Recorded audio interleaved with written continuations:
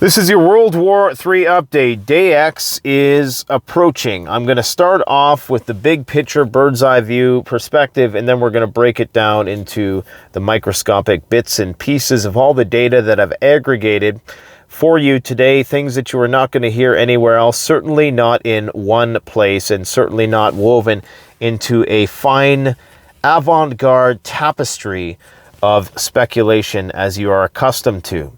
Now, yesterday I made a video called Day X. I would encourage you to go and watch that video because it explains why there is this postponement and why there is this patience amongst the adversaries of the United States who should have probably acted a long time ago but haven't. And it's because they know that a day is coming where synchronized attacks against the United States, which are going to blindside the transatlantic alliance, are in the cards. This is what Alexander Vučić, the president of Serbia, was warning us about 2 months ago when he said that World War III is probably going to start in 3 months. Well, we're almost there. Everything seems to be converging in September as a timeline.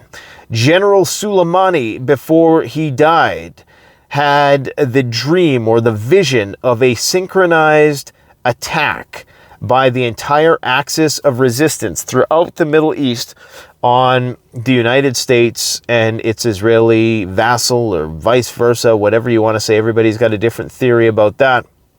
That was his plan, okay? To have all of the axis act in unison. Now, you're noticing right now that there's a lot of quiet on the entire front, almost as if everybody is getting ready for a major conflict within the region. All of this talk about ceasefire negotiations, it's all just sanctimonious bluster by the West to try to paint the Iranians as the aggressors and vilify them more when they do inevitably retaliate for having somebody terminated on their sovereign soil, which of course I think any country would likely want to retaliate for that. But what they're going to try to do now is hype up this so-called peace negotiation, which I should add, the Iranians have indicated that they're willing to send a delegation there. However, the Israelis have said that they'll back out of the peace negotiations if the Iranians are there. So the whole thing is just doomed to failure. It's all just a show. That proves that it's all a show. This is why Anthony Blinken has canceled his trip to the Middle East, and he cited concerns about security. This is not something that typically happens, okay? Now, if the axis of resistance does a coordinated attack against all American bases against the Israelis, that is going to be unexpected because we've become accustomed to doing these wars in a way which is sequential as opposed to all at once. But if there indeed is, if this vision of the late Soleimani is finally realized, and all of the axis right now is finally prepared. And the reason why Iran has not struck yet is because, as I indicated in that video yesterday, they're not preparing for a strike against Israel. They are preparing for the war, the massive war that ensues thereafter. And in fact, the IRGC has said as much, that they're preparing for a long battle. What they're doing right now in Iran is running a series of exercises. Every day it's another exercise. And the whole purpose of this is subterfuge. It's to create white noise so that the intelligence gatherers on the other end can't ascertain whether it's real world or exercise. And this lends more credence to my saying, there is no military exercises, only World War III disguises. This rings true perfectly today. In the age of satellite surveillance, the only way to effectively conduct subterfuge is to do it in such a way where it appears as though you're constantly getting ready to attack, and that you hope that the adversary becomes complacent or confused, and so they never know the exact moment that attack is going to come. Now, the reason why the Iranians have to act, okay, is because Trump very well could be coming back to office.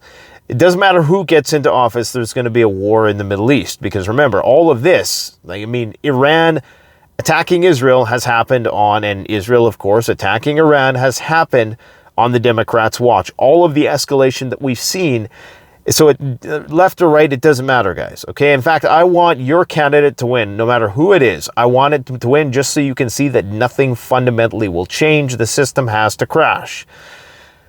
Trump could be coming back to office. So the Iranians know that a fight is coming. If Trump gets back in office, there will 99.999% chance be a war with Iran. There's no doubt about it because, of course, they have a warrant for his arrest. They still have been biding their time and wanting retribution for Soleimani's death. COVID happened.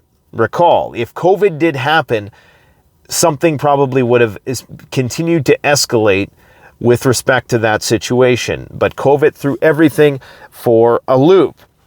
Now, Iran has claimed that they've rejected calls to de-escalate. And it's important to understand, Hania, the guy who was assassinated in Iran, the Iranians don't particularly care about that, okay? They care about the fact that Israel is trying to start a fight. And why Israel is trying to start a fight is, that's a subject of debate. But I think that it's because they realize that Iran, as I stated in my video yesterday about Day X, is about to achieve what I called escape velocity.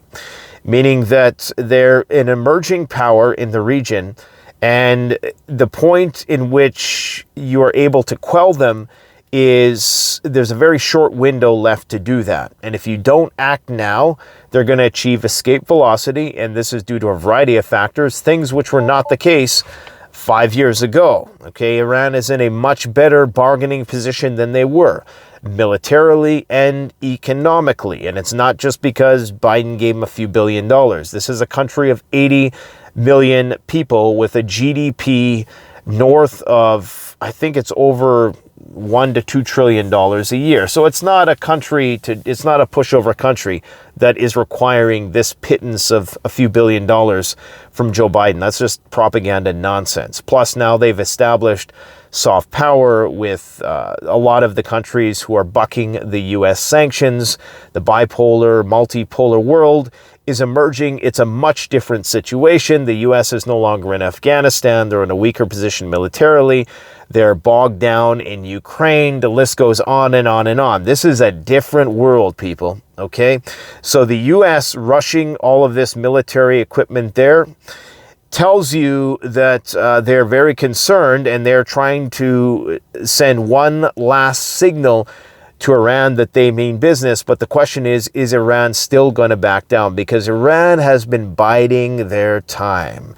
This is what they've been doing for years and years, just stockpiling and planning and amassing more and more weapons. This is what the entire Axis has been doing. North Korea in particular, China as well, stockpiling stuff. The Russians, they're all preparing day after day because they know that a war is going to come. It is not going to be a mutually assured destruction thing. Most people are going to survive, but it's going to be shit hits the fan. It is going to be a combination of conventional and non-conventional warfare.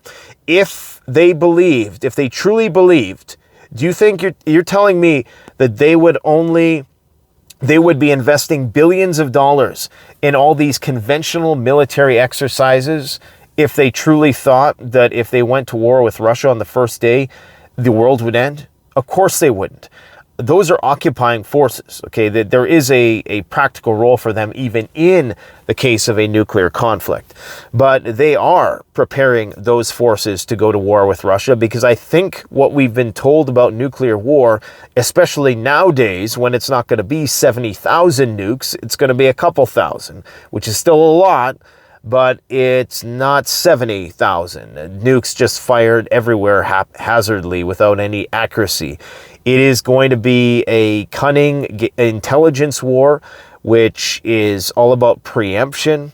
And and just leverage. So it's not just going to be about wholesale carpet bombing using nukes of cities. That's not what it's going to be. And that's the scary part, because that means it's more feasible. Russia knows this, China knows this, Iran knows this. So that's what's going on in a regional sense in the Middle East. The war with Iran is coming. It has nothing to do with the assassination. It does a little bit, but that is just the straw that kind of broke the camel's back.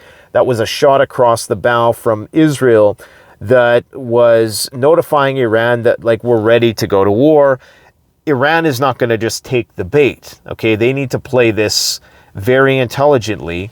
They have Vladimir Putin on their side, who is probably giving them advice on what moves they should make, but little do they know, or perhaps they do, Vladimir Putin has a vested interest in Iran bogging down the United States and Israel. And 150 Tomahawk missiles, even if they're nuclear tipped, ain't even going to put a dent in the situation. What it will do is they'll probably drop some kind of dirty bomb on Iran's nuclear facilities, limiting access to their 70 massive underground facilities. There's probably a lot more than that, and these are very elaborate, modern, and deep military facilities that probably won't even be shook by a bunker-busting nuclear weapon. But what they will be shook by is the radiation that ensues thereafter, which will limit access to those facilities. So, but Iran is prepared. So they got these S-400s. That's the rumor on the street now. The consensus is, the unofficial consensus is, Russia probably gave them S-400 missile defense, which is proven to be the most effective missile defense system in the world, which isn't really saying a lot if the Ukrainians are still flying F-16s all over the place. Now, there's range limitations. There's a lot of other factors to consider, but, you know, just take it with a grain of salt, too, that just because they have S-400s doesn't mean they're going to be shooting down every F-35 that comes within line of sight.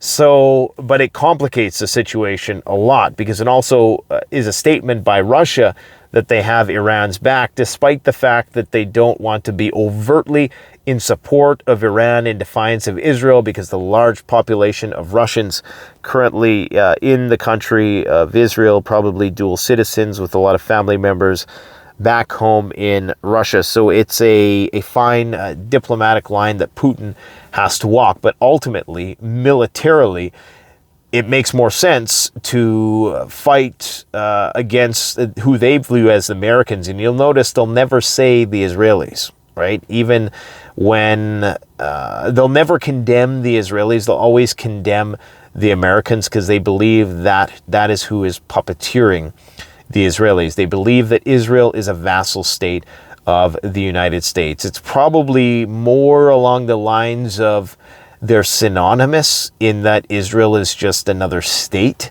I wouldn't even say it's necessarily a vassal state. It's really just another state in terms of the military capability. They have weapons that not even the United States has, that the United States invented.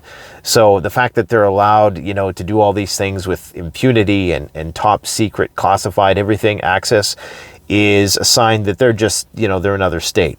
So that's what the Russians have to view it in those terms, whilst trying to play it cool in the other regions because of the situation going on in Syria. Now, there's some information spreading, it is quite possibly disinformation, that Iran is planning on testing nuclear weapon detonators. This comes from an Iranian international news source, which is one of those Moscow Times situations where it's actually probably based out of some emirate state or something like that, that is adversarial towards the Iranians. So take it with a grain of salt, but they're saying that the Iranians are back working on nuclear detonators. I mean, there probably is truth to it and falsity, because they likely are, have been doing it for a long time.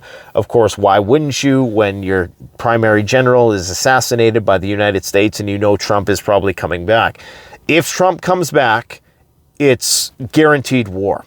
If Kamala's in there, maybe that can gets kicked down the road, and they keep doing this balancing act where they keep this horizontal escalation going in the Middle East, and they try to keep the same thing going. They keep escalating massively into Russia. But Russia's final button is about to be pushed as well, because they're getting ready to do some crazy shit that we're going to talk about today, okay?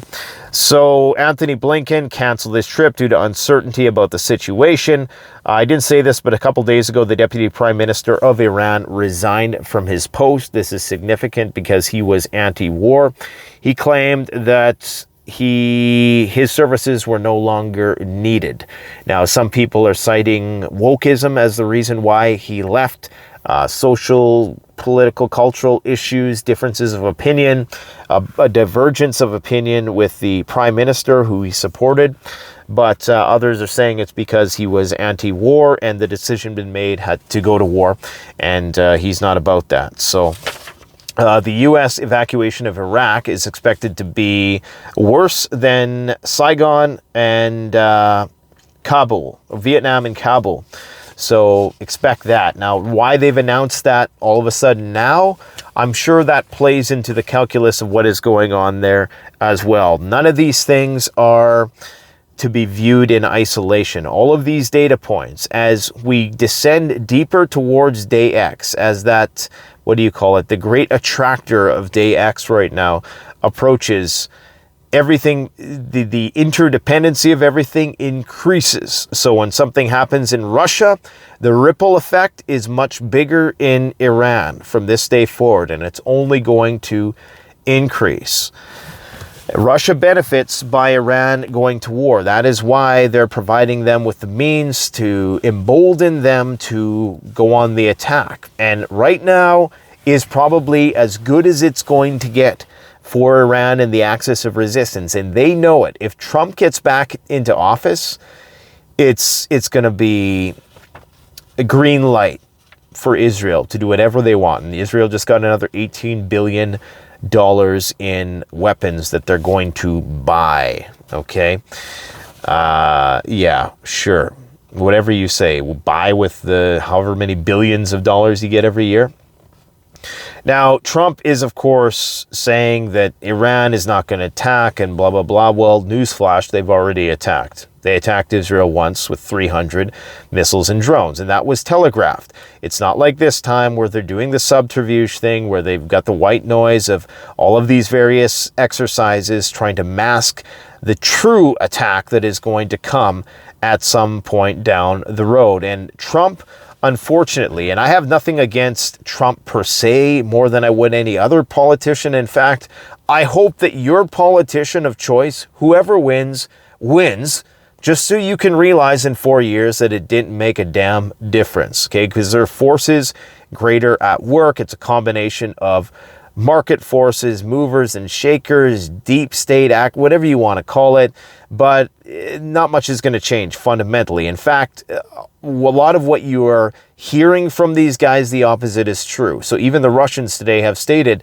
that it was under Trump's reign that relationships between Russia and the United States deteriorated the most. And that was true, of course, when Trump pulled out of the, what was it called? The Intermediate Range Nuclear Forces Treaty, which was fundamental at preventing escalation. And this is part of the reason why Vladimir Putin pulled the trigger. Now, if you're Iran and you know that Trump is coming back, then you're going to pull the trigger before that when they're weaker, right? So, and maybe they think they can keep Kamala in there. And again, it really doesn't make a whole lot of difference. At the end of the day, the result is still going to be total chaos. But one thing about Trump, I think that a lot of people are running on the fumes of past American achievements. And this was best exemplified and embodied in Hulk Hogan taking off his shirt at the RNC. Now, admittedly, it was a cool scene, okay? It was cool, like, just to see that, you know, you get flashbacks of WrestleMania when wrestling was still kind of good. And, you know, but the thing is that it's like old war stories. It's like listening to this guy relive his old glory days. And I'm just talking about the whole spectacle of what we've become here in North America, where, you know, that was the peak during those days. The 80s was the peak, the action films, just the pop culture in general. Not only that, it was the peak of a combination of American hard and soft power in the world. And since that point, it has been dwindling rapidly, and as our debt has been rising. But you got to ask yourself, where was the younger wrestlers who supported Trump there? Where were, you know, why did you have a 51-year-old Kid Rock? I mean, is that the best that they could muster? And again, this is not a slight against Trump, guys. I know I'm not a Trump derangement person. In fact, I abhor people who are stricken with that. As much as I abhor people who are stricken with Kamala derangement syndrome, believe it or not. I don't have anything, I mean, there's nothing there. It's just, you know, what's there to criticize, right? It's just, you know, at least with Trump, he's entertaining. So I guess, you know, do you want the guy to entertain you while the world burns? Or do you want some airhead just telling you what, you know, anyways, let's not get into it, because there's so many people who are so easily triggered. And if you're a prepper, and you're so oversensitive about those things, I mean, we're talking about shit hits the fan. We're talking about people kicking in your door in the middle of the night and doing the worst kind of things to you and your family just so they can get your stuff. So who gives a shit about politics at this stage in the game when day X is approaching? That's what I'm thinking about. I'm thinking about the objective material reality of this shit. So, you know, keep your politics at home. If it offends you that I say something about your favorite politician, then just don't watch the fucking videos. At this point, I don't care. I really don't care. I don't have any patience for this shit anymore. I love you guys. I really do. But I'm not going to cater to your little snowflake sensitivities anymore. Gold had a record closing price today. Okay? Again, I mean, yeah, it's a footnote now. It's not even worth talking about anymore. Russia is transferring troops from Kaliningrad to Kursk. Belarus is also transferring troops. There's all kinds of mixed reports about what's happening on the Kursk front. But one thing is for sure, the Ukrainians are digging trenches inside of Russia. Okay? The Ukrainians are digging trenches inside of Russia. Oh boy. Depending on who you talk to, the offensive is still making progress. It appears as though the consensus is now that for the most part, aside some pinprick, micro salience of sorts, there isn't a whole lot going on in terms of new ground that is being accumulated, but nonetheless, the damage has been done. And this has caused the rerouting of a lot of Russian forces, but it's kind of backfired in a way also. If you listen to the Russian media, they're claiming that enlistment is now doubling as a result of this invasion. So it's backfired in the sense that now it's allowing Russia to mobilize much faster. Although rumor has it, and this is from the Ukrainian media, and usually, historically, their track record isn't that good, in that if they say something is the case, it's probably the opposite. So they are saying that the Russians are going to be forced to mobilize by the end of this year, another partial mobilization, just like it was a special military operation, okay? So Russia is trenching in right now. Hundreds of thousands of people have been evacuated from the Kursk region, and there's been another state of emergency issued in Belgorod, meaning that another major evacuation is about to be underway in that region. Russia continues to have its air bases targeted in Voronezh and Moscow. Medvedev has now officially threatened to take out and assassinate Volodymyr Zelensky. And that new mobilization was actually according to Bloomberg. So, I mean, whatever. Bloomberg, Ukraine. I mean, at this point, can you tell them apart? Poland is training with F-16s to target Kaliningrad. So they were running various exercises today that simulated on multiple occasions. I think it was like they did the exercise like 40 times or something. It was a bunch of F-16s that simulated an attack on Kaliningrad. Now, you know, if they're going for Kaliningrad, they're using tactical nukes on these F-16s, okay? And the reason why the F-16 is so important is because that's the new leg up. That's what's going to be interoperable with the Ukrainians as well. So that is very important, that Poland is training to go to war with Kaliningrad. And there's been a lot of military activity within that region. I got an email from my contact in Poland today. I did not read it yet. I probably should have before I decided to publish this video, because they always have useful information and they've been very well ahead of the curve.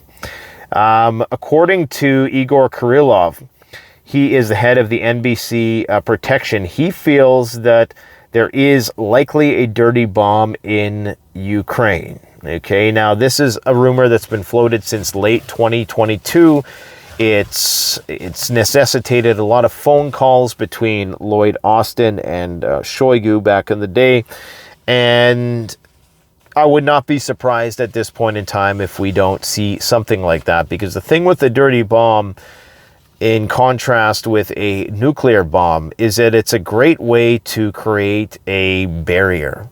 A barrier, there's fallout, but then there's Chernobyl level of radioactivity, which can almost act as an invisible barrier for an army. So if you wanted to block access to a certain place, you detonate a dirty bomb, and it's almost like, you know, taking out a bridge to somewhere, or just making a region impassable. Now, the Russians used to train for scenarios like this, which is why they have NBC equipment in the first place. But something to keep in mind is that Ukraine does have nuclear power plants. They have the ability to enrich uranium. They have the Soviet brain power still that could potentially, ostensibly create a nuclear weapon, you would think. They have the means to do it. They're starting to develop various deployment systems. And of course, now they're in possession of the F-16s, which Lindsey Graham is excited to let you guys know, as yours truly indicated months ago before anybody else, and that's why you watch this channel, that indeed it is going to be probably American volunteers flying those F-16s. What he's saying is that's already happening. Trust me. Google AdSense has been canceled in Russia. Guys, you need to understand that the Iron Curtain is back. The Iron Curtain. Think about what's happening in North Korea right now. Do you know what's happening in North Korea? No. Do you know that North Korea wouldn't mind if many of us were probably dead? Yes. That's a problem. Okay, and so this digital firewall, that is this digital Iron Curtain, which is currently being rolled out, is going to make the situation much, much worse. That in itself is a sign that things are getting really, really bad. Watch my video on day X yesterday. This is one of the telltale signs that day X is approaching. That fateful day when all of our adversaries, in a synchronized fashion, preempt our preemption of nuclear attack, and all things go to hell. And this, it might seem innocuous that YouTube has canceled AdSense in Russia, but Russia right now is in the process of throttling YouTube servers there. So you can't really access YouTube anymore. So what that means is that they're not going to get our perspective, and we're going to get less and less of theirs. Say what you will about Scott Ritter, but he was recently had his cage rattled by the FBI, who went and flipped his house upside down, looking for evidence of something, of him being a foreign agent, which, like we've said, I'm amazed that it hasn't happened up until this point. Regardless, they're starting to crack down. And that is what you're going to see more and more of. Ukraine is the blueprint. That is going to be replicated everywhere. What happens in Ukraine will happen here. What happened to Gonzalo Lira, okay? The guy that the State Department knew was there in custody of the Ukrainian government, completely illegitimately from our point of view. There was no reason why. Calls to have him return, whether you like the guy or not and his Coach Red Pill or not, that's irrelevant. The fact that the State Department did absolutely nothing tells you everything you need to know about how they're going to trust true free-thinking individuals when the shit hits the fan. It's coming. And we all need to prepare for it. So that's what's going down. Keep on prepping, my friends. Please go check out the Day X video, because it's a concept that I want to bring into the nomenclature of preparedness.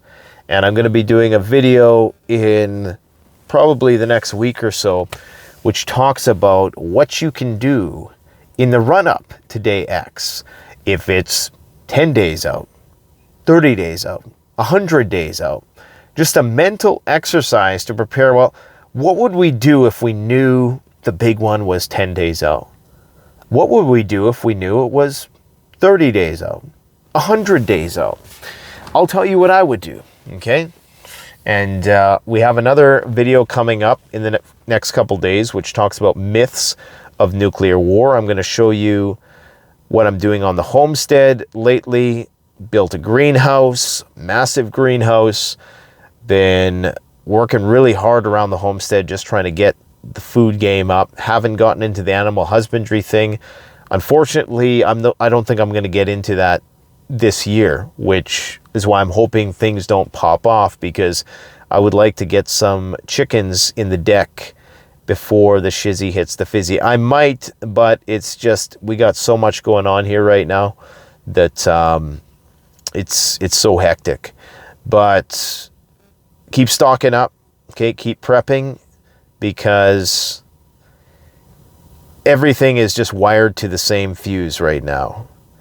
And while it seems like there's this calm, it's only appears that way because we've become so desensitized to unprecedented events that every week there's something new and unprecedented that happens. And when that happens so often, it almost starts to seem like nothing. You just start to feel numb.